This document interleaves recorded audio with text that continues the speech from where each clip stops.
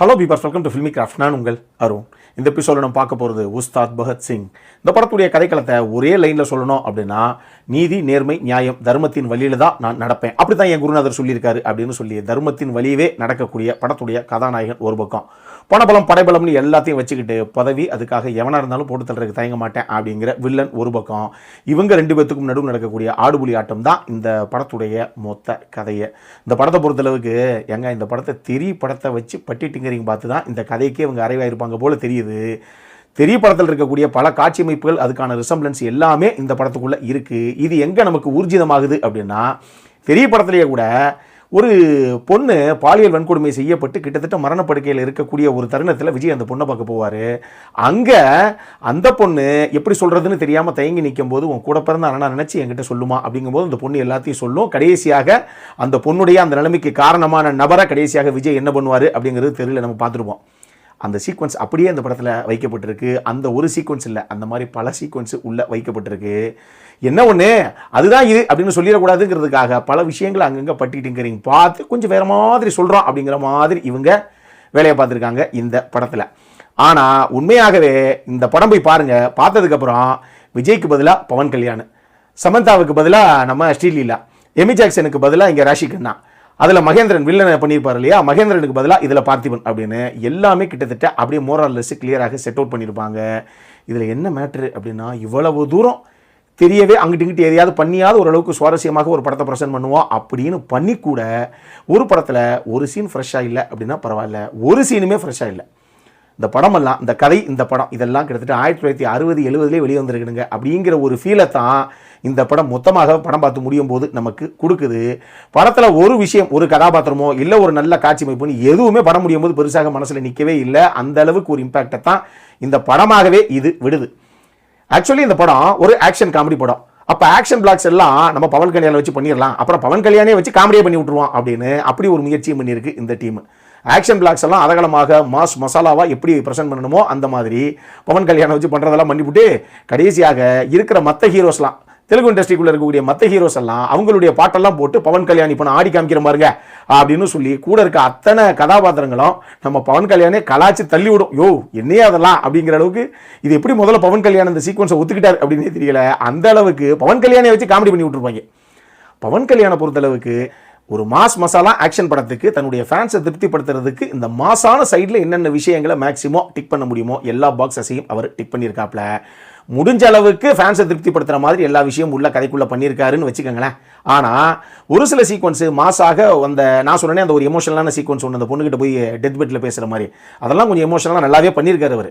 ஆனால் ஒரு பக்கம் நல்லா பண்ணியிருக்காரு அப்படின்னு தோணுனா கூட அவருடைய பர்ஃபார்மன்ஸே கூட ஒரு சில இடங்களில் ரொம்ப அறிகுறியாக அவருடைய காட்சிட்டு இருந்திருக்காது. இல்லை அவருக்கு வேலை நிமித்தமாக உடனே கிளம்ப வேண்டிய டைமாக இருக்கும் போல, அவர் ஒன்றும் நடிக்கிற இன்ட்ரெஸ்ட்லேயே இல்லை போல அப்படிங்கிற லெவலுக்கு தான் ஒரு சில சீக்வன்ஸ் எல்லாம், சார் எனக்கு உங்கள் பதட்டம் புரியுது, நீங்கள் அந்த சேரில் மட்டும் உட்காந்து வழக்கம் போல டென்ஷனை தலையை கோதுற மாதிரி கோதுங்க சார், நாங்கள் எடிட்டில் மேட்ச் பண்ணிக்கிறோம் அப்படிங்கிற மாதிரிலாம் சொல்லி ரொம்ப அபத்தமாக ஒரு சில காட்சி அமைப்புகள் வச்சிருக்காங்க.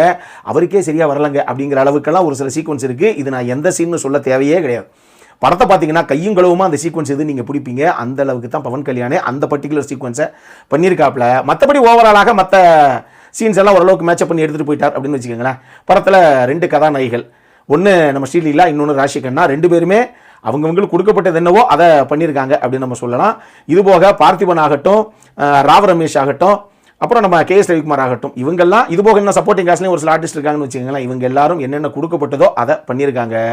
கௌதமிக்கும் ராம்கிக்கும் அந்த கதையில் எந்த வேலையுமே கிடையாது. எதுக்கு அந்த 2 கதை அந்த மாதிரி ஆர்டிஸ்ட் இந்த மாதிரி கேரக்டர்ஸ் யூஸ் பண்ணாங்க அப்படிங்கிறதும் தெரியல. 2 பேரும் இலவச இணைப்பு தான். அந்த அளவுக்கு தான் அவங்களுடைய கதாபாத்திரம் எழுதவும் பட்டிருக்கு. அவங்க கொடுத்ததை பண்ணிட்டு போயிருக்காங்க, அவ்வளோதான் நம்ம சொல்ல முடியும். இந்த கதையை பொறுத்தளவுக்கு ஒரு மாஸ் மசாலா ஆக்ஷன் என்டர்டெய்னர் படத்துக்கு தேவையான எல்லா விஷயங்களும் இந்த கதைக்குள்ளே இருக்குது. என்ன ஒன்று, ஒரு சுவாரஸ்யமான கதையும் அதை முடிஞ்ச அளவுக்கு பரபரப்பாக எடுத்துகிட்டு போகிற ஒரு சுவாரஸ்யமான திரைக்கதையும் இதுக்கு இல்லை. அதுதான் முக்கியமான பிரச்சனையை. இன்னொரு மேட்ரு, இது ஒரு தெலுங்கு படம், அதுலேயும் ஒரு மாஸ் ஹீரோ நடிச்ச படம். அப்புறம் எப்படி இருக்கும், லாஜிக்ங்கிறது இம்மி கூட இருக்காது. மூளையை கழட்டி மூளையில தான் போட்டு பார்க்கணும் அப்படிங்கிறது நமக்கே தெளிவாக தெரியும் இல்லையா. அவவே 30 வருஷம் 40 வருஷம் கட்சி பணியெல்லாம் ஆற்றினதுக்கப்புறம் கூட சிஎம் சீட்டு கிடைக்காம சுற்றிக்கிட்டு தெரியும். இங்கே அரசியல் லெவலில் தான் நமக்கு தெரியுமே. ஆனால் இந்த படத்தில் பாருங்கள், யார் வேணாலும் சிஎம் ஆகிடலாம் சார் உடனே அப்படிங்கிற லெவலுக்கு தான் இவங்க காட்சி அமைப்பில் வச்சிருக்காங்க. என்ன இவ்வளோ ஈஸியாக இருக்குது சிஎம் ஆகுது அப்படிங்கிற மாதிரி நமக்கு தோண வச்சிருக்காங்க. அதே மாதிரி மியாபாய் அப்படின்னு ஒரு கேரக்டர் இருக்கும் ஒரு ஏரியாக்குள்ளே.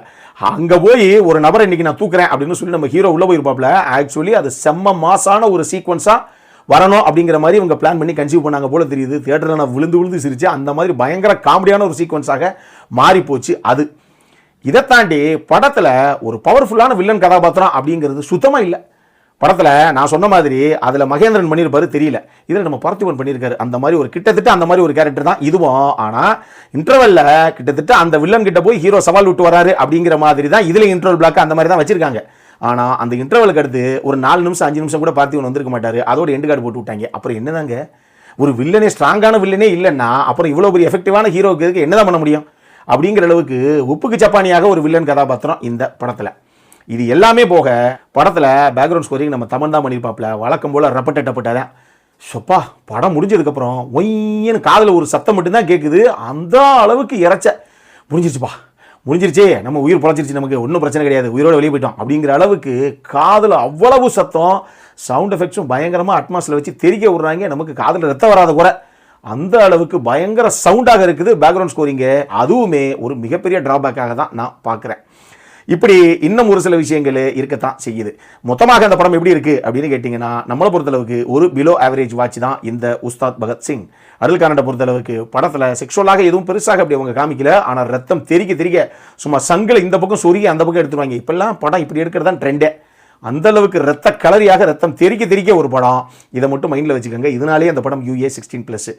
இந்த படம் நம்ம ஊர் தியேட்டர்ஸ்லேயே தெலுங்குல தான் வெளியே இருக்குது, பட் இங்கிலீஷ் சப்டைட்டில்ஸோட அவைலபிளாக இருக்குது. அப்புறம் என்ன, இதே மாதிரி இன்னொரு வீடியோவோட அடுத்த முறை உங்களை சந்திக்கிற வரைக்கும் இட்ஸ் அருண் சைனிங் ஆஃப்.